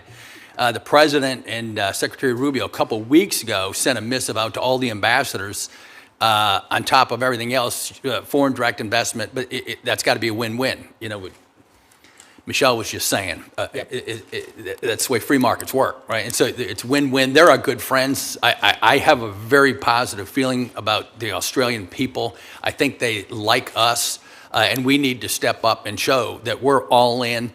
And with respect to Bridge and all that, the President said full speed ahead. Yep. I think Bridge said, I work for the President. Yep. It's full speed ahead. And so I'm full speed ahead. I've been amazed and very happy to see the bipartisan nature of the work on all of Australia. Every meeting I had with the majority, the last AUKUS bill we did was a Ricketts can. You know, every bill we do in AUKUS is very bipartisan. So thank you for that. Sure. Representative Steele, I want to congratulate you for your nomination. You may not know this, but you and I were co-sponsors of a piece of legislation in each house that passed that was really meaningful to me, but I know it's even much more meaningful to you, the Korean American Divided Families National Registry Act. You were the lead sponsor on the House side. Senator Cruz and I sponsored it. On the Senate side, it got included in the NDA in 26. And the idea of it is, what can we do to help families that were divided by the war to at least start to gather the information that would enable them to communicate one to another. And I don't really need to ask you about it, because since you were the sponsor, I know, should you be confirmed, you'll make that a priority. The relationship between South and North Korea is pretty tough right now, but I think you would be the perfect person to make that a priority, and I look forward to supporting your nomination. I just have 1 minute left, and so I do want to direct a question to Mr. Dahl. You're a good lawyer, and you give a lot of advice to clients, and you've worked in government for a good while. You would agree with me that being as communicative and transparent as you can be with this committee in Congress is an important aspect of your work, correct? Yes, Senator, that's been a part of my past work, and I understand in important part some of these issues we are discussing are a dialogue between the branches, and that's a priority. Yep, and I know that you have a chain of command, and and they have opinions about these things too, and I get that. But here is an issue for my committee colleagues. Wars are always accompanied by a legal opinion that's written by the Office of Legal Counsel at the Justice Department. You referred to OLC opinions earlier. I've been here for nearly 14 years. Every time we've been engaged in anything that's hostilities, there's a legal opinion, and the Senate gets to look at it. Often look at it in classified, but we at least get to look at it. We're at day 82 in this war against Iran, and the administration is refusing to let us look at the OLC legal opinion.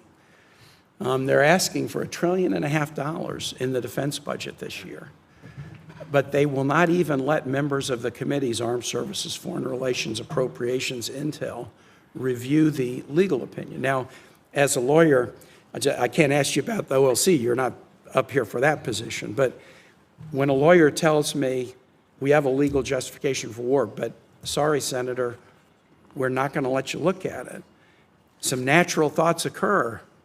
It doesn't even have to be a particularly suspicious mind to say, that's never happened before.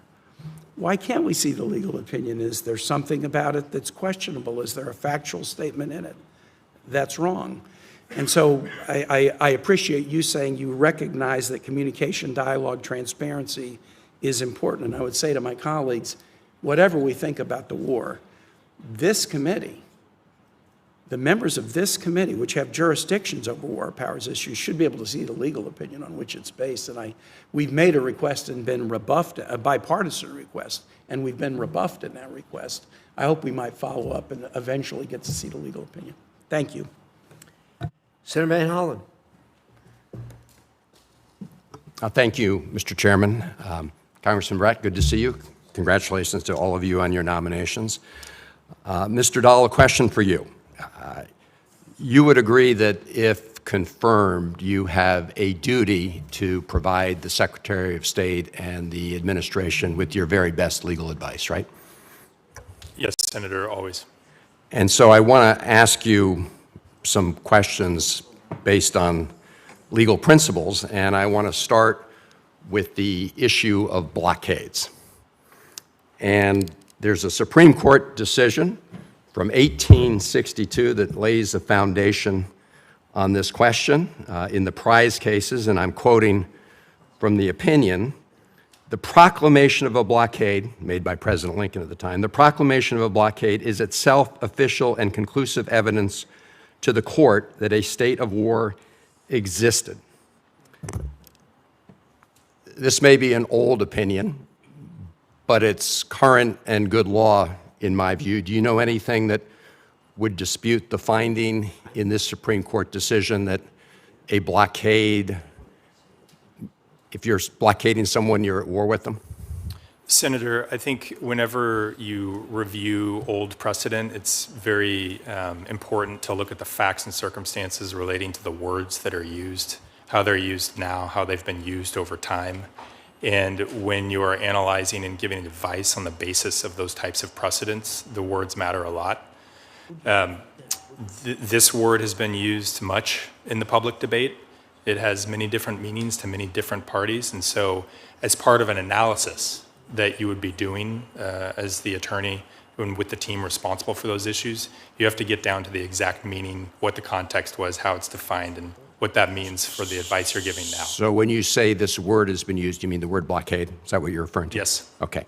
Well, you're right. Let's look at some more up-to-date legal opinions from the United States government. I'm looking at an OLC opinion from January 1961 and reading here, quote, "A blockade is a belligerent act which, as a matter of international law, is ordinarily justified only if a state of war, legal or de facto, exists."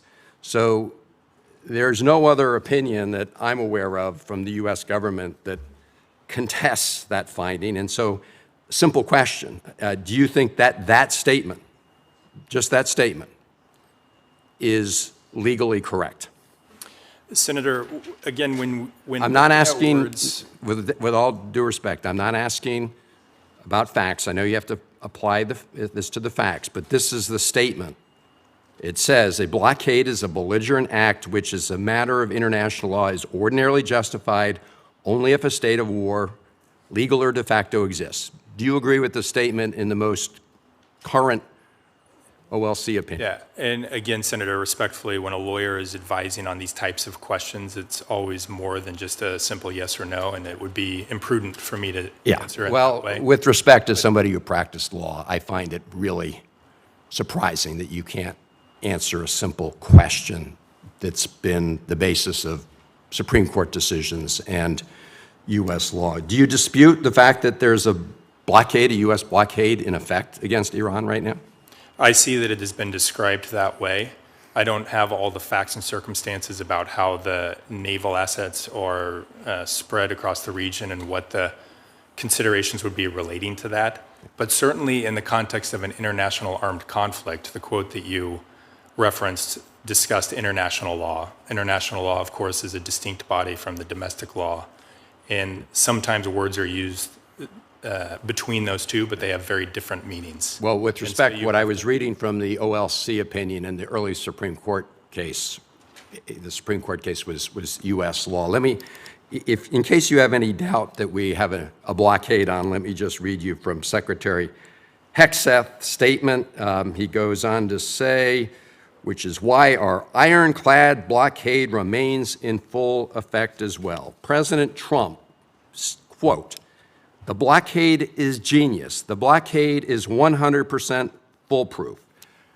Are you really doubting that we have a blockade in effect in Iran? Senator, thank you. And I think the issue is that when you are using those terms in the context of both international and domestic law, there are implications, and you have to analyze what those implications are. For example, I discussed with Senator Murphy the War Powers Resolution, which uses different terms around war and conflict. And when you use the word blockade, it has implications in both international law and domestic law. And so just agreeing to simple framings of that concept is not acceptable for a lawyer. You have to be able to the President of the United States and the Secretary of Defense are, to use your words, just engaged in simple framing. Let me ask you a simple framing question. If a foreign power blockaded the United States, would you consider that an act of war, or would you have to really look at all the facts? Again, when you're saying blockades the United States, a blockade, let me describe the blockade. 100% foolproof blockade is President Trump. If a foreign power imposed a 100% blockade on the United States, do you have any doubt that we would consider that an act of war? Senator, the question about an act of war, declaration of war, is a conversation. The branch, the congressional branch has a say in that. And again, sitting here right now, speaking in terms of hypotheticals, it's just too complicated to give simple yes or no answers. Mr. Chairman, this is not a hypothetical. As the Secretary of Defense, as the President of the United States have said, we have 100% blockade. That is not hypothetical. It's happening as we speak. And we also know that international law, as well as previous U.S. opinions, say that if you've got a blockade, that is an act of war. And I understand why you and the administration are ducking this issue. It is because of the War Powers Act, because you want to toll the War Powers Act at 60 days and pretend this conflict is over while we have a blockade, which U.S. legal opinion has said means we're engaged in hostilities and engaged in a war. And then you're failing, of course, to comply with the War Powers Act. So thank you, Mr. Chairman. I have no further questions. Thank you. Senator Shaheen. I just have two final points. The first is for you, Ms. Steele. I was pleased to hear you say that you really want to see where the $350 billion is coming from, because when we were in Seoul earlier this year, this issue came up, but there was no transparency around how the money was going to be spent. And the administration has not been transparent with Congress about its investment agreements, either with South Korea or with Japan.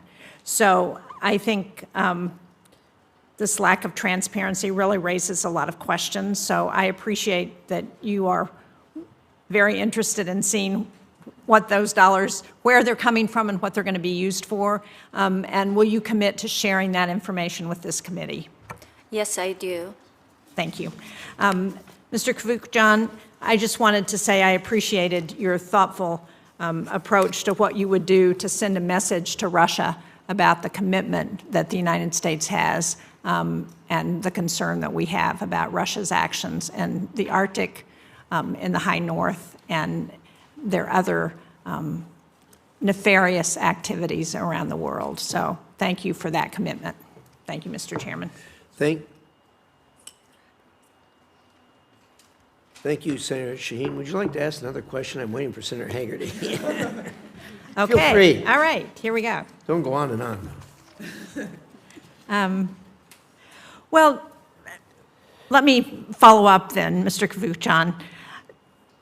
If you're confirmed, one of the issues that has been a real concern in the Baltic region has been Russia's sabotage of subsea cables.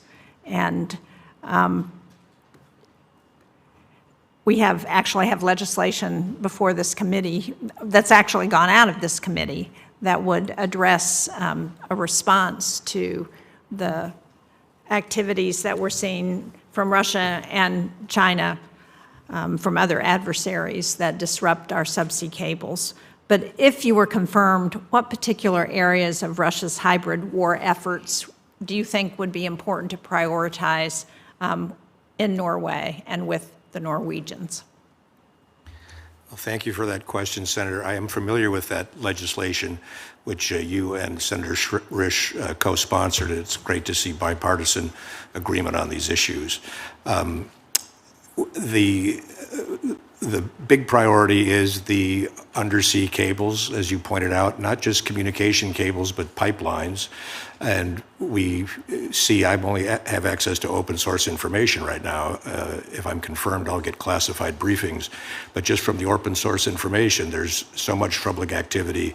We need to monitor and counter with our Norwegian allies all of these malign activities that we're seeing. Every day you seem to see in the news a new report about some action, and it's not just the using the shadow fleets to evade sanctions and to conduct intelligence to monitor cables and oil pipeline locations.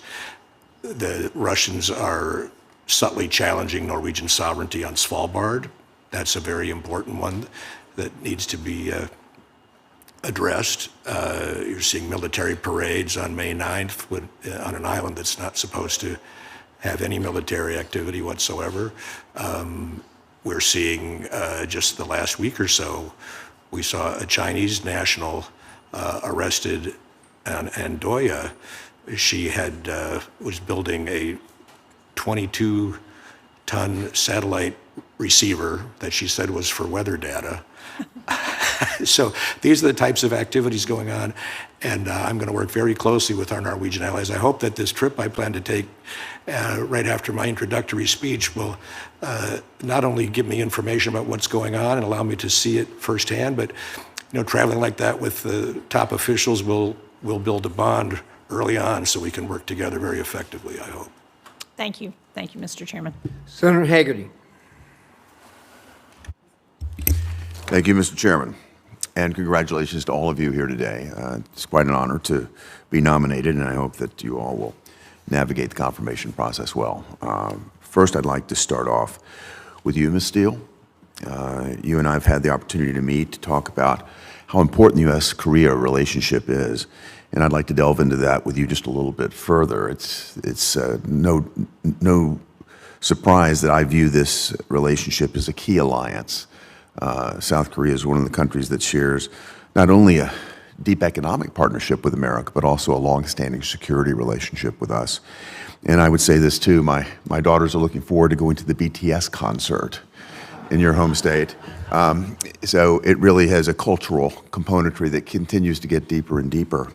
But if I think about the strengthening ties, one of the key areas that's a great example of that is a project that's happening in my home state, Korea Zinc. And that's a project I want to make certain that you're aware of. It's highly strategic, has to do with critical minerals, Korea's Inc. is coming and making a multi-billion-dollar investment in my home state of Tennessee. And I would like you to be my partner, if you will, to make certain that you get fully up to speed on the project. And I look forward to you, while you're in Korea, if you're confirmed, making certain that this is a top priority, that it be taken care of well. If you'll commit that to me, I would very appreciate your support of the project. Thank you, Senator. Yes, if I get confirmed, yes, I will support. And I also want to raise an issue that I hope you'll be able to advocate for us with the South Korean government. It's also disturbing to me, given the depth of the relationship, that particularly with some of our technology companies, that they seem to be discriminated against in South Korea. And I would, I think many of us know the situation with Coupang, but it's also an issue with some of the other large technology companies. So I would very much appreciate your attention to those matters as well, to make certain that all U.S. companies, technology companies and alike, are not treated in any way differently, not just versus South Korean companies, but, for example, Chinese companies. Last year in November, President Trump and President Lee, they actually set the agreement for joint fact sheet.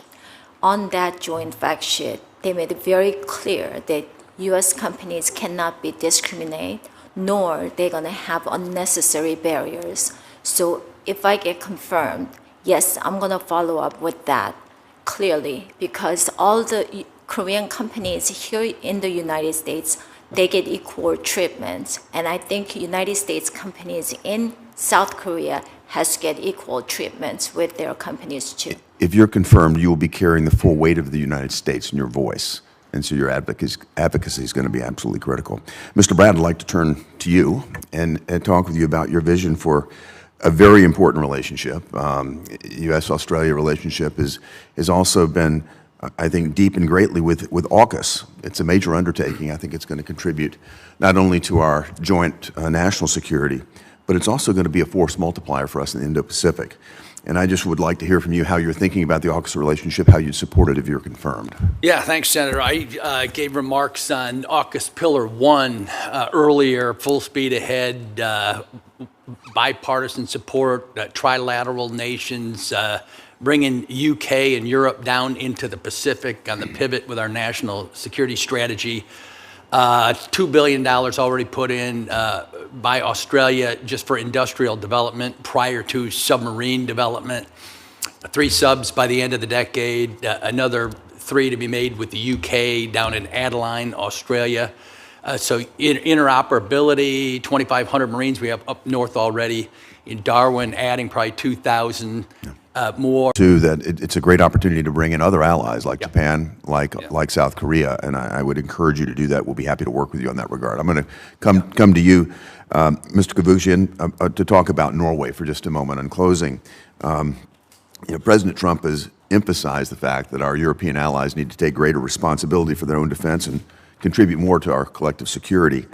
And if you think about how Russia is continuing their aggression in Europe, how China continues to seek to expand its influence in the Arctic region, Norway has emerged as a strong example of the kind of capable and committed NATO ally that the United States needs. Your background with international private sector leadership, your intelligence experience, your personal ties to Norway, I think all of those speak well to strengthening our relations with an important NATO ally like Norway. And I would just like to hear your thoughts in terms of how you would particularly approach Norway in their role partnering with us in strategic areas like the Arctic and the High North regions.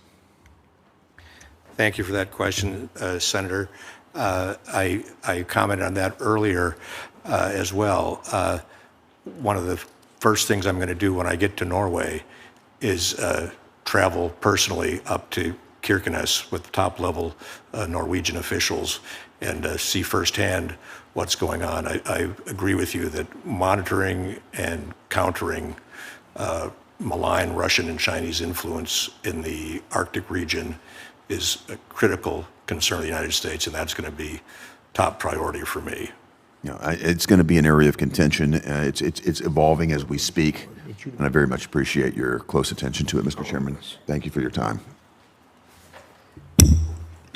Thank you, Senator Hagerty. Senator Shaheen. Yes, I just wanted to thank Ms. Steele because I know that my staff asked you about the first global international competition that's going to be held in South Korea, and you pledged to support that effort if you're confirmed. I really appreciate that. This is an international robotics competition that has about 180 countries that participate from all over, and it actually was begun by inventor Dean Kamen in New Hampshire, and it does great work. So thank you, and anything I can do to be helpful with that, I'm certainly committed.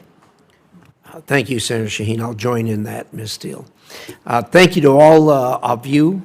We appreciate your participation, your family's participation. I think the comments that have been made here that this is an outstanding panel we're looking at. We don't always see this kind of quality all in one place, and we've sure got it this time, and we appreciate that. For the information of the committee, the record will remain open until the close of business tomorrow, May 21st, including for members to submit questions for the record. We thank the committee. This hearing is now adjourned. Thank you.